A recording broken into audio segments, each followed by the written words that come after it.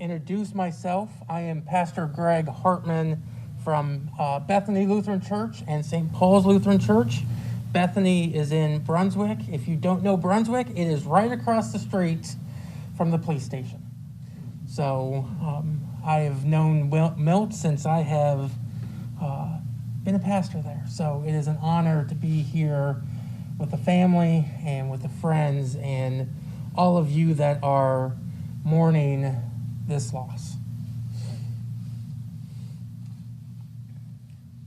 Blessed be God, the source of all mercy and the God of all consolation, who comforts us in all our sorrows, so that we can comfort one another in our sorrows with the consolation that we have each other to lean on and that we have God with us.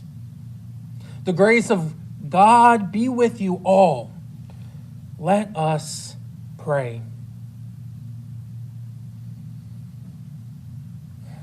Almighty God, source of all mercy and giver of comfort, graciously tend those who mourn, that casting all their sorrow on you, they may know the consolation of your love.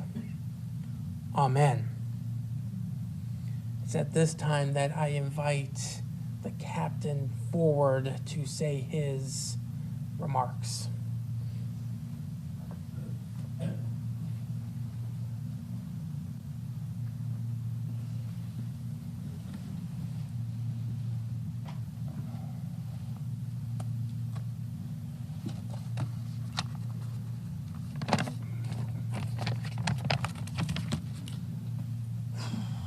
Thank you all for being here. I'm going to kind of go through who Milt was to me. Who was Milton Frech? There are so many answers to that question that it's mind-blowing. Every person that knows Milt has a story that has influenced their lives. All the details are a little bit different, but in the end, all those stories would have the same ending, that Milt is just a hell of a guy. He's a hell of a nice guy. He would do anything for you no matter what. It didn't matter if you were a member of the town council or a homeless person train jumping in Brunswick. If you needed something and he had the ability to help you, Milt was going to help you. That's just who he was. So who was Milt Frech to me? Milt was a true public servant. He was a hell of a cop. He's a member of a great team, a mentor, and most importantly, a great friend. And those characteristics were from 20 years ago when I was his supervisor. As a chief, he was all of those and so much more. He was a leader, a father figure to the younger officers of the Brunswick Police Department, and a friend to everyone that he met. Through this, he also managed to be a loving husband, a father, a grandfather, a brother, a son to all his family members, and I'm sure I missed a few, and I apologize. Milt was a public servant his entire adult life. Just out of high school, he enlisted in the Army, and he served there 4 years. He served as a self-propelled artillery system mechanic. He spent the majority of time stationed in Germany. Once honorably discharged from the Army, Milt sought out his career in law enforcement. He always wanted to serve. He began his career with the Baltimore City Police Department in 1987. He spent 2 years there serving in the Southeastern District. Milt moved west. He transferred to the Frederick Police Department, where he worked for 5 years. He spent 2 years on patrol and 3 years doing what he loved, working in narcotics. He then transferred to the sheriff's office, where he was a deputy on patrol for 6 months before he was transferred into the special assignment unit, where he got to do narcotics work again. It was his true love. He spent the next 6 years of his career working narcotics cases. He loved doing drug work and thrived as an investigator. Milt was awarded the Sheriff's Office Deputy of the Year in 1997 for his work as an investigator. There were countless hours of work that Milt with all the guys, but he also found time to plan pranks. That was really his number one job, I think. He loved making everyone laugh and keeping them on their toes. I was told a story earlier this week about well, it was just vintage Milt. Things were a little bit different back in the day. Nowadays with operations plan, there's PowerPoints, there's satellite imagery, there's rescue plans, there's people on standby. Back then, there was a desk, a napkin, or a piece of paper. Everybody sitting around and just doing their thing. If everybody had a vest and at least half the guys had a gun, it was going to be a go. But on one of those occasions, Milt was messing around with his gun. So he had his gun, and he was sitting at his desk, and the investigator was going over the ops plan, but Milt just kept playing with his gun. He's like, man, something's wrong with this. I don't know what's wrong. Well, what most of the people in the room didn't know is that Milt had one of those confetti poppers in his hand.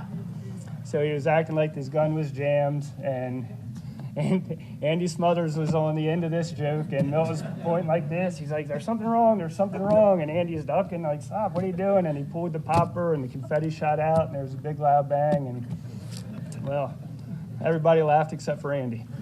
So,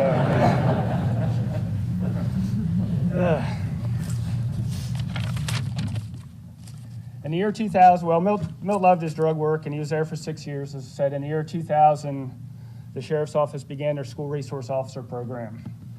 Although Milt was moved from the drug unit and assigned to the SRO program, although he was transferred from the unit that he loved, he was assigned as the SRO for the Thurmont Middle School, where his kids went to school.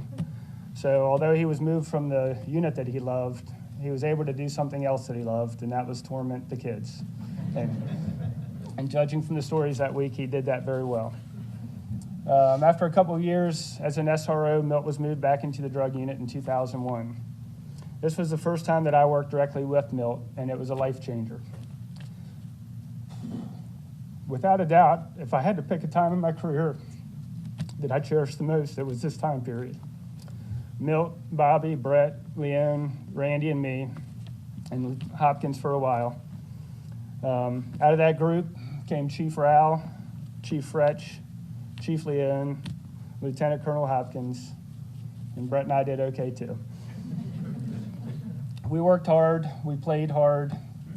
I remember we were in the Sheriff's Office drug unit, and there was also a task force, and there was a friendly competition. We loved to get more drugs than them, they loved to get more drugs than us, but we also liked to play pranks on them, and Milt was the king of pranks. Sergeant Holland was the state police sergeant, and at least monthly, Milt was just screwing with him relentless. He would super glue his telephone to its cradle so he couldn't get it out. He would put black shoe polish on the ears so that when he did get it out, he was walking around with black ears. He put salt in his sugar shakers. He did whatever you can imagine. That was Milt.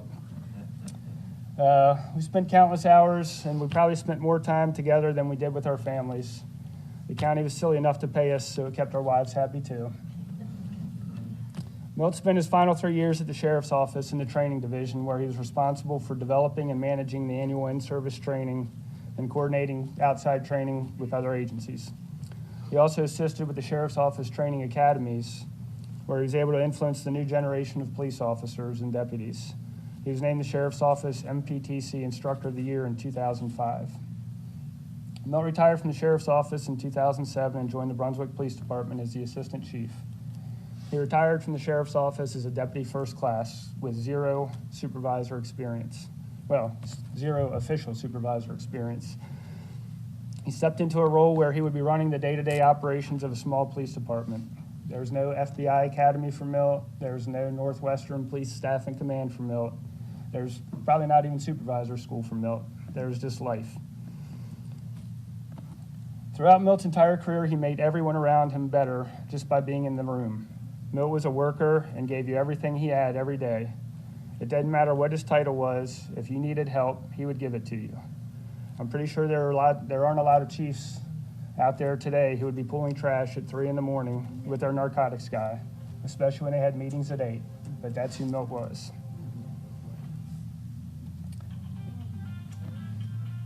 Milt had informants that would provide him information years after their contracts were finished because they liked him.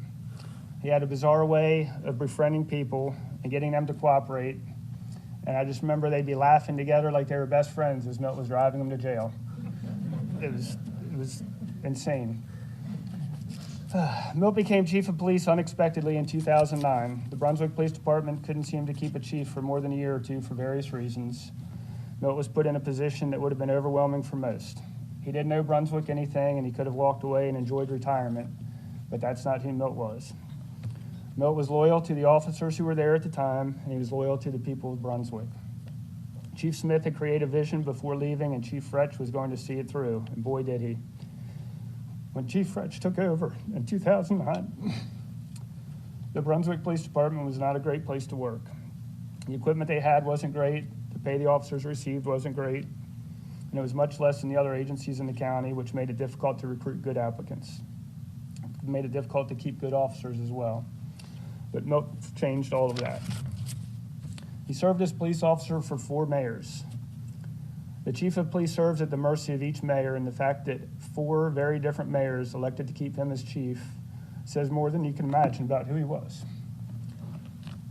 Chief Frech worked with each of the mayors, and the Brunswick Police Department is well equipped to thrive in the future. Other than Milt's car, the fleet is up to date, and the equipment and tools the officers carry are above the standards. He was also able to get a pay scale in place that is comparable to the bigger agencies in the county. And along with driving the oldest car in the fleet, I'm pretty sure that Milt sacrificed some of his salary in order to get the other salaries up. That is who Milton Frech was. I was very fortunate to spend the last few weeks with Milt working for him at the Brunswick Police Department. I wasn't sure what I was getting myself into, but having met everyone in the department, I see how Milt influenced each one of them and has made them a better person than they were before they met him. Milt was so proud of both of his families, the one at home and the one at work. Him leaving has left a huge hole in all of our hearts, but I know that he would want us to get back to work with no overtime. Milt wouldn't have wanted all of this for himself, but he wanted it, but he wanted his family to see it. All of this love that Milt probably didn't even know, he wanted his family to see. I know he's in heaven with Mox and Randy and all the others that passed before him and probably laughing at us right now. He's probably planning some kind of prank on God himself. And if the Cowboys win the Super Bowl this year, I know he'll have something to have done with it. Milt was a hell of a friend, and I'll miss him dearly. Thank you.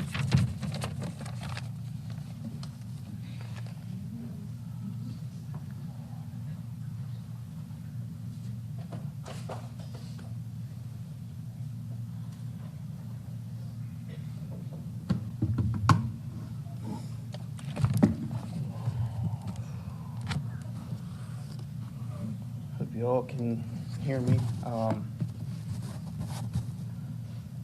Before I start, if you look around, there's people that are wearing some goofy ties. I know you used to always wear them at weddings and everything like that, so figured we'd all wear them today. And I just want to thank everybody for reaching out and everybody at work, all my friends and everything. So.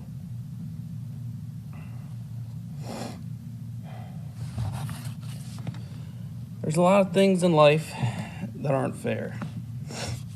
It's not fair that I have to stand up here and make this speech. It's not fair that everybody in here has to be here today. But the most unfair thing of all to me is that not everybody in the entire world got to meet my dad. Everyone talks about how their dad was Superman, but mine wasn't. Not because he wasn't an amazing person, but because Superman would never hurt himself playing softball every year, or man just put a drill bit through his hand out in the garage. So, while he wasn't quite Superman, he sure as hell was tough. My father was also well known to be incredibly cheap and loved anything free. I remember the trip to Dallas he took me on in 10th grade to see the Cowboys play. When we were in the airport to fly back to Baltimore, my dad and I were pulled out of line by a TSA agent. They explained that there was an unknown substance in my bag and that they had to search it. And I remember when they were talking to him and asking him, Dad genuinely could not tell them what was in the bag. He had no idea. And when they searched it, they found 2 cups of strawberry yogurt that were free, complimentary from the hotel refrigerator. Just could not pass up the chance to, for some reason, bring home free yogurt he had taken from the hotel room. I was petrified, and he thought it was the funniest freaking thing. And he kept telling me the TS agent was going to strip search me, and they were going to come back and grab me and take me in the back.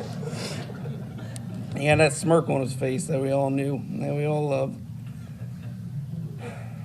He loved a lot of things. I just want to talk about some of those things that he loved.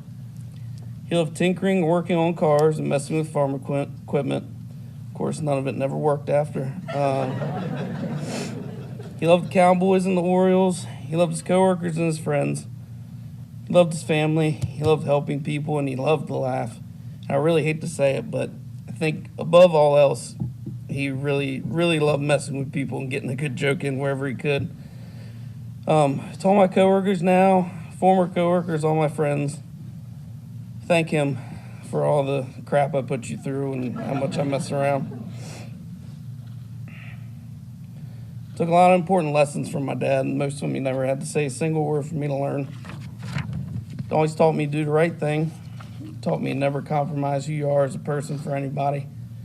He taught me how to treat people. He taught me that when you have good friends, they aren't just your friends, they're your family. Man, we're his friends' family. To everybody in Brunswick Department, Sheriff's Office, and beyond, if you were really his friend, he really did love you. And he couldn't ask for better officers in his time as chief of Brunswick. It's one thing to be the boss, but it's another to have true friendship with those guys that are working for you. And thank you all, wherever you're at, for being so great to my father. He really did love you. I'd also be remiss if I didn't mention his work family from the time with the Sheriff's Office. Those were really the best days of his life. And to all his buddies from his time there, you all know who you are. I want to thank you all so much from the bottom of my heart for being such amazing friends to my dad. He valued very few things in life more than his relationships with you, and he loved all of you with every ounce of his heart. He exemplified the term community policing. Nothing captures us more than the countless times as a child that my dad would be stopped in the store by random people. My sister Olivia and I would have to sit there and wait for an hour for him to finish talking to somebody. We'd say, "Who is that?" And only for him to tell us it was somebody he had locked up months before, and this happened all the time. To me, there's no better example or proof of how my dad did the job and what kind of person he truly was.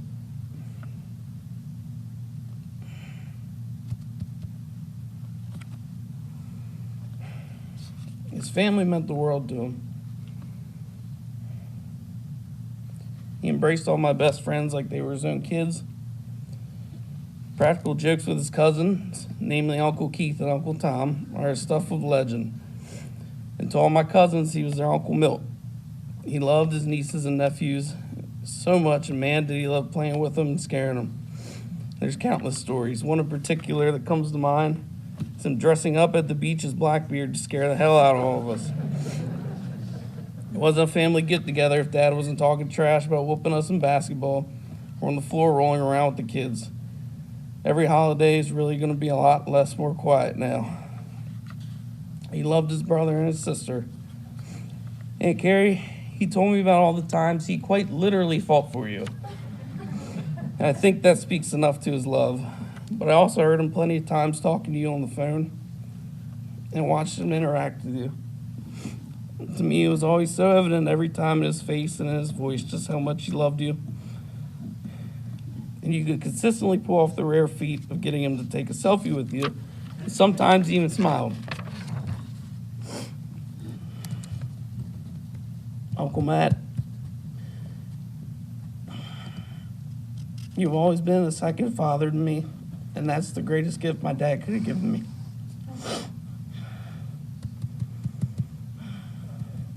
You're his little brother, and I know he loved every moment with you. Even the almost fight with the truck driver at FedEx Field.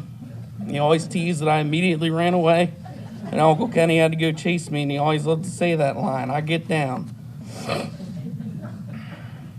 Meemaw and Pop-Pop, I don't even have the words for you. I just know how much he loved you. And he showed it every day, along with every time he'd drop everything to come see you all or help you out.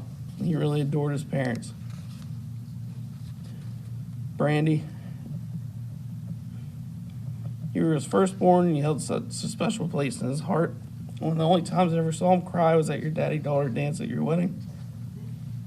Just so evident how much he loved you. And I remember all those times when he knew exactly what buttons of yours to push. He'd get a rise out of you, and he'd immediately look at me and laugh and have that smirk on his face. It can't be overstated how much he loved you.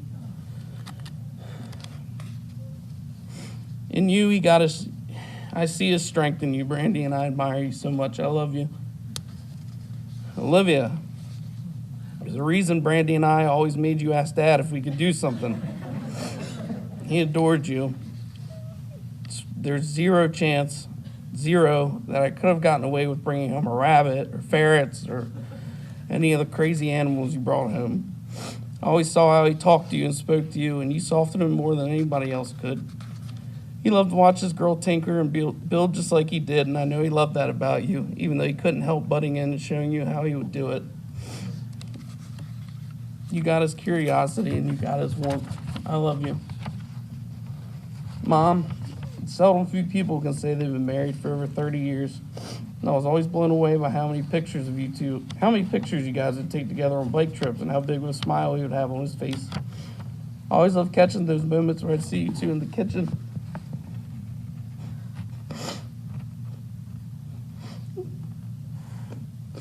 Them messing around with you, giving you hugs and trying to kiss you. It always made me laugh.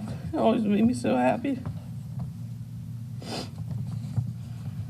You're the love of his life, Mom. You're the best mom I could ever ask for. I love you. I know I said about how much he loved people, but all bets were off when it came to his granddaughter, Mia. He was smitten from the start. I've never seen him smile so big, and I don't think I've ever seen him so happy as he was with her. God, she's just like him, too. Oh. Mia, I hope you always know how much you meant to your pappy, Milt. You were really his heart. And this was my dad. But he didn't just belong to me. He wasn't just mine. He didn't just belong to my family. He belonged to so many people. My dad tried hard to leave a legacy of hard work. But to me, his legacy can be summed up in one word, and that's love. And to me, it's a pretty damn good legacy to leave. If nobody minds, I'd like to just close with a letter I wrote to my dad.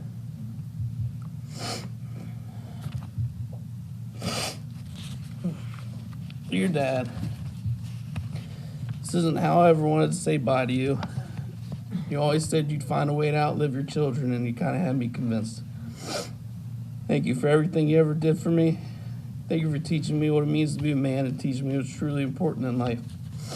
Thank you for the tough love. Thank you for being soft with me in the moments I needed you to be.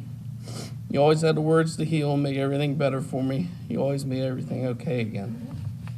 We never made it down to the new Cowboys Stadium. But God willing, one day I'll have kids. If I do, I'll take them down. I'll tell them how much you love the Cowboys. I'll tell them about the yogurt and how much fun you would have had with them. We'll definitely be listening to Should Have Been a Cowboy. That was our song when I was a kid. Shatters my heart into a million pieces that if that day comes for me, they won't ever meet you. I'll make sure they know who you were, and they'll love you.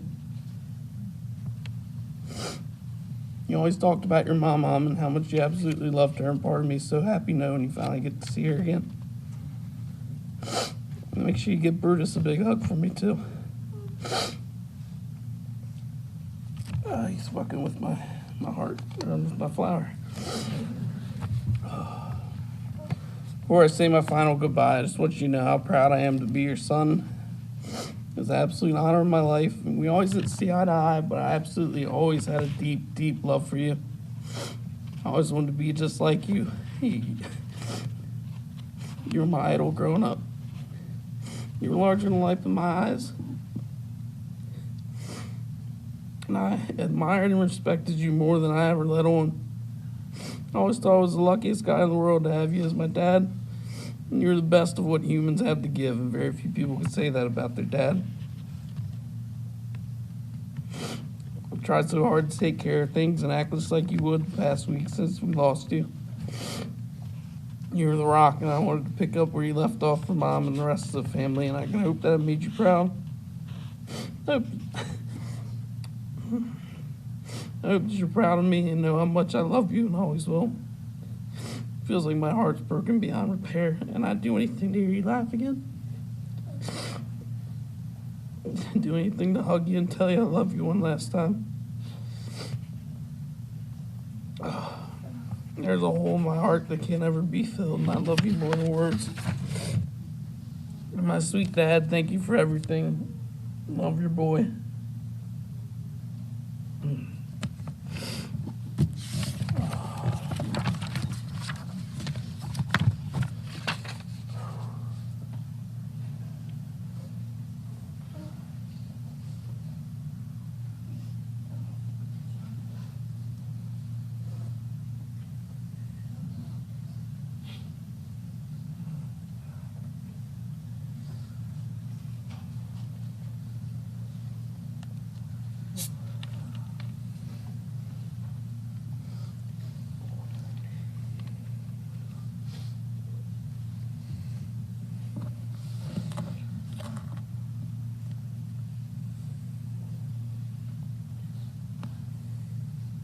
Hear this reading from the 3rd chapter of Ecclesiastes. For everything there is a season, and a time for every matter under heaven. A time to be born and a time to die. A time to plant and a time to pluck up what is planted. A time to kill and a time to heal. A time to break down and a time to build up. A time to weep and a time to laugh. A time to mourn and a time to dance. A time to throw away stones and a time to gather stones together. A time to embrace and a time to refrain from embracing. A time to seek and a time to lose. A time to keep and a time to throw away. A time to tear and a time to sow. A time to keep silence and a time to speak. A time to love and a time to hate. A time for war and a time for peace. And hear this from the Gospel according to Matthew, the 5th chapter. Blessed are the poor in spirit, for theirs is the kingdom of heaven. Blessed are they that mourn, for they shall be comforted. Blessed are the meek, for they shall inherit the earth. Blessed the hungry and thirsty, for they shall be filled. Blessed are the merciful, for they shall obtain mercy. Blessed are the pure in heart, for they shall see God. Blessed are the peacemakers,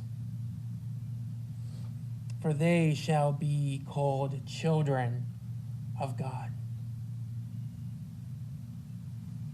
Blessed are they that have been persecuted for righteousness' sake, for theirs is the kingdom of heaven.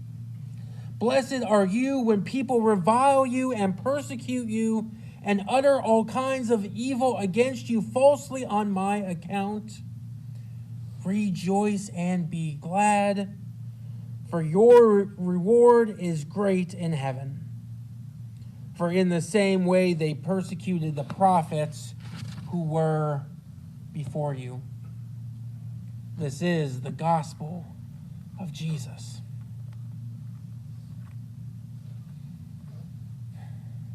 We are gathered here to honor and remember Milt. We are here doing something that all of us wish we weren't doing. So let me first acknowledge how much this sucks. how much we don't want to be here, how unfair it is, how angering it is, how frustrating it is, how much it sucks. It's not fair that our friend, colleague, police family member, brother, uncle, grandpa, father, and husband has passed away.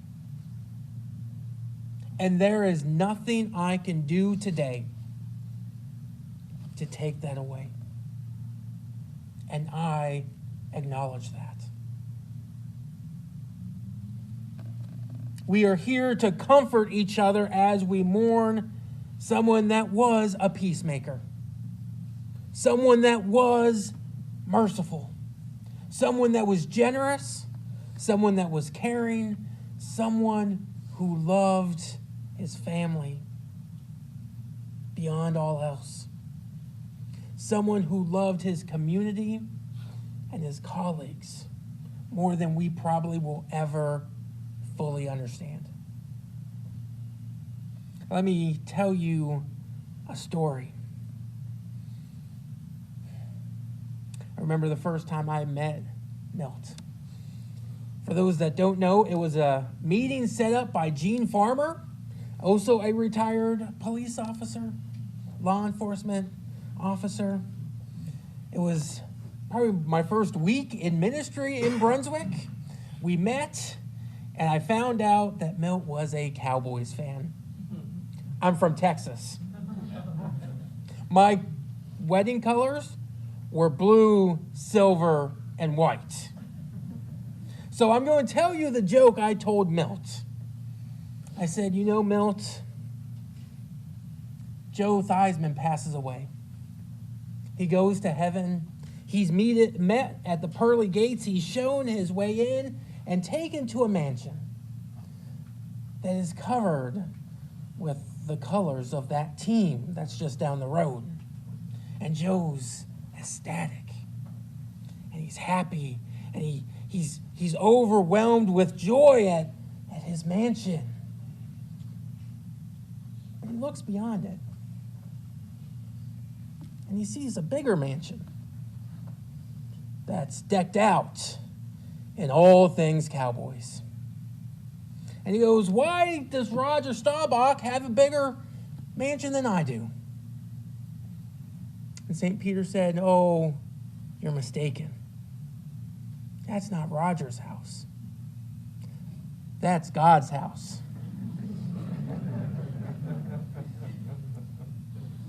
I share that because it was the beginning of a relationship I worked with Milt to build. And it's a relationship that came to a close too quickly. I would also like to share the last time I saw Milt. And it was in the subway in Brunswick. I was standing in line getting ready to order my wife and I lunch, and I heard from behind me, you need to turn down the brightness on those shoes. The same shoes I am wearing today. And being distracted with all the things that is life in ministry, I turned around to see who was talking to me. And I saw that smile. You know, the one when he smiled and his eyes kind of squinted a little bit? That was the smile I turned around to see. And I shook his hand, and we talked, and we carried on. He introduced me to the newest addition to the Brunswick Police Department. We had small talk. We smiled, we laughed, and we promised to check in with each other again soon regarding a couple projects we had planned on working together on. And between that day and the day I heard the unfortunate news, there were times where I would see Milt, as I would often do, get out of his car, parked on the side of the station, and I would be out with my dog because I live just up the hill, and we'd show each other that big wave. And that wave was our way of saying, are you good? I'm here. We got each other, and we would carry on. It was our routine. I looked forward to it. I like to think that Milt did as well. So, what am I to say today? When I was thinking about what to preach, what words to come and tell you that could remove some of this sorrow we are feeling, I came to the conclusion I cannot do that. I should not do that. Because part of life is mourning. We mourn because we love. We mourn because we miss. We mourn because we are thankful for a life well lived. And Milt understood that there is a time and a place for all things. Now, sometimes that did not align with what we thought was the time and place for things, and that's okay.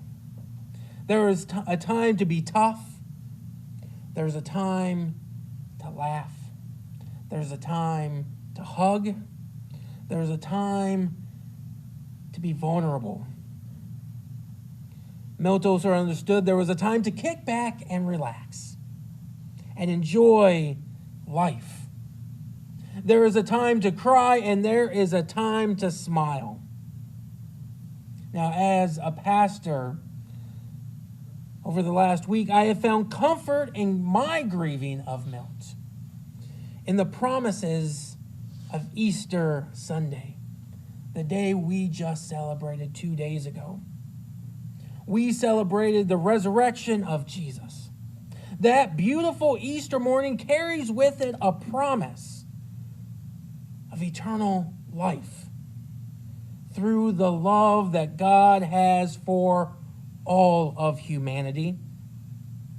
One of the things Milt would often say to me is, Pastor, you know, I'm not religious, but I'm spiritual. And I would tell him, it doesn't matter to me, because you are loved, you are valued, you are appreciated, you are a blessing to this earth. And I believe with every fiber of my being that God has welcomed Milt home. I believe that while we are here today, Milt has a ball in his hand and is playing fetch with his beloved Brutus. In those sun-filled fields in heaven, and he is laughing, he is enjoying his home in the eternal kingdom and the life promised to us through the resurrection. And when we enter into that eternal home, when it is our time to walk up to the pearly gates, God will open those gates. And for those that are mourning Milt today, his family especially, I believe Milt will be there with a huge hug ready for you. Unless, of course, he's on his bike, the perfect motorcycle, of course, because we are talking about heaven, enjoying a long ride in the heavenly kingdom. There will be tears. There will be frustration. There will be sorrow beyond today. They will come as we remember Milt. I want you to know that God is with you, with us, during those times. Michelle,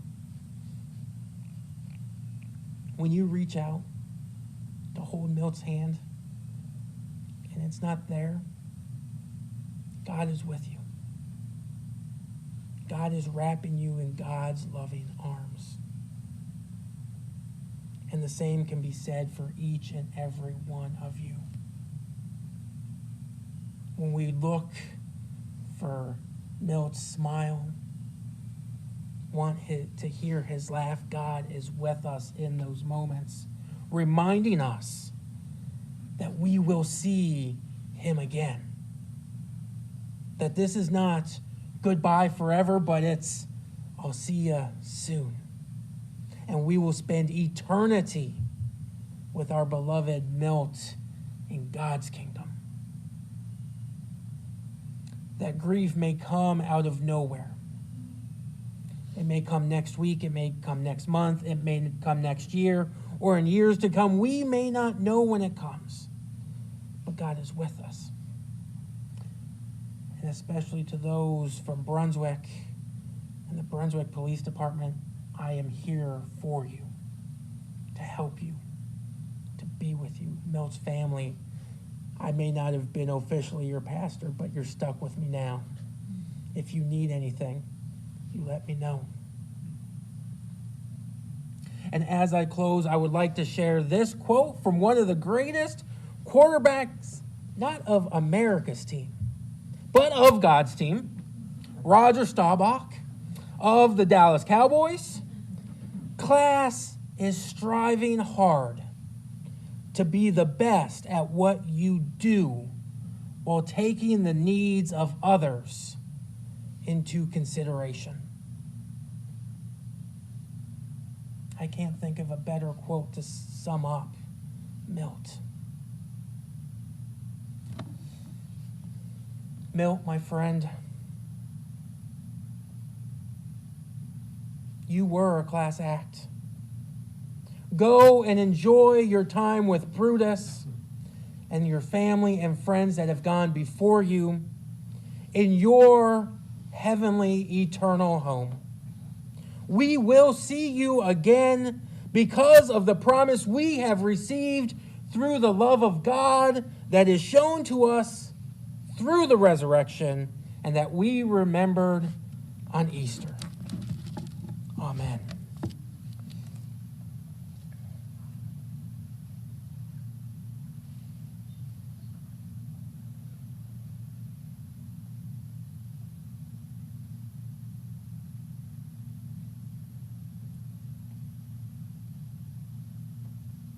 Let us commend Milt to the mercy of God, our Maker and Redeemer.